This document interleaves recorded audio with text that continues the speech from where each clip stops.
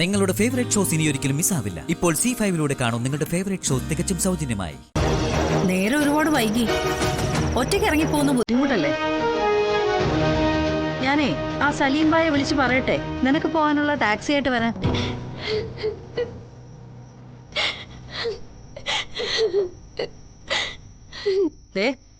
ഒരു കരച്ചില് തുടങ്ങി വെക്കണ്ട നീ.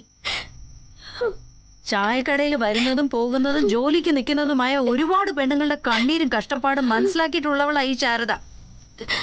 പക്ഷെ നീ ഒരു അടാറൈറ്റമാണെന്ന് തിരിച്ചറിഞ്ഞത് വൈകിട്ടാ.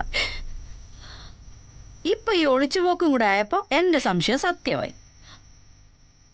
ഇനി പറ സത്യമായിട്ട് ആരാ നീ? അത് ഞാൻ അമ്മു. ആ അമ്മു. അതായത് ഒരു അനാഥാലയത്തിൽ വളർന്ന് വൃദ്ധ ദമ്പതികൾ ദത്തെടുത്ത് അവരുടെ മരണശേഷം വീണ്ടും അനാഥയായ അമ്മു എന്ന പാവം പെൺകുട്ടി അല്ലേ? അതെ.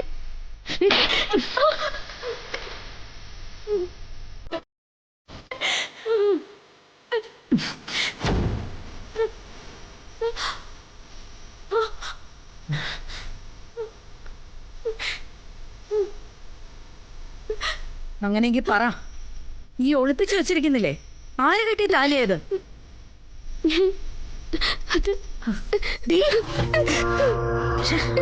വേണ്ട, എന്നിൽ നിന്നൊരു അടി കിട്ടാനുള്ള യോഗ്യത പോലും നിനക്കില്ല.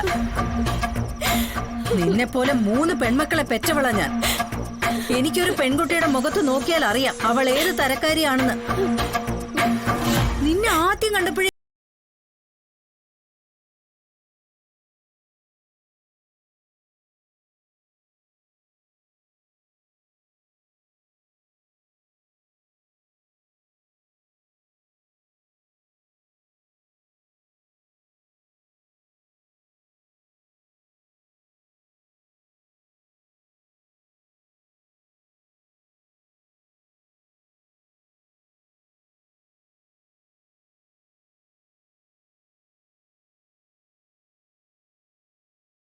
തന്നെയാണെന്ന് ഇപ്പൊ തെളിഞ്ഞു.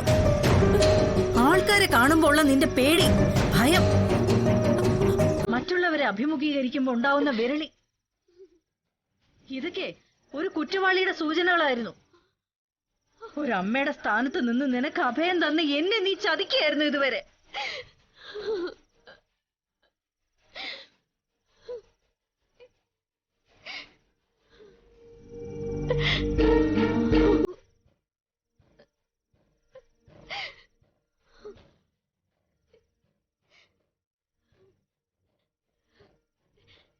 ഒരിക്കലുമില്ല, ഒരിക്കലും. അമ്മയെ നീ ഇനി അടിച്ചു, എത്ര വേണമെങ്കിലും. പക്ഷെ അമ്മയെ ഞാൻ ചതിച്ചെന്ന് മാത്രം പറയരുത്. കാരണം എന്റെ മനസ്സിലിപ്പോ അമ്മയ്ക്ക് ദൈവത്തിന്റെ സ്ഥാനം. ദൈവത്തെ ആരെങ്കിലും കബളിപ്പിക്കോ? ഇല്ല. ആ കുറ്റബോധം പേര് ജീവിക്കാൻ വയ്യാത്തതുകൊണ്ട് ഞാൻ എവിടുന്നും പോവാൻ തീരുമാനിച്ചത്. അമ്മ വിശ്വസിക്കണം.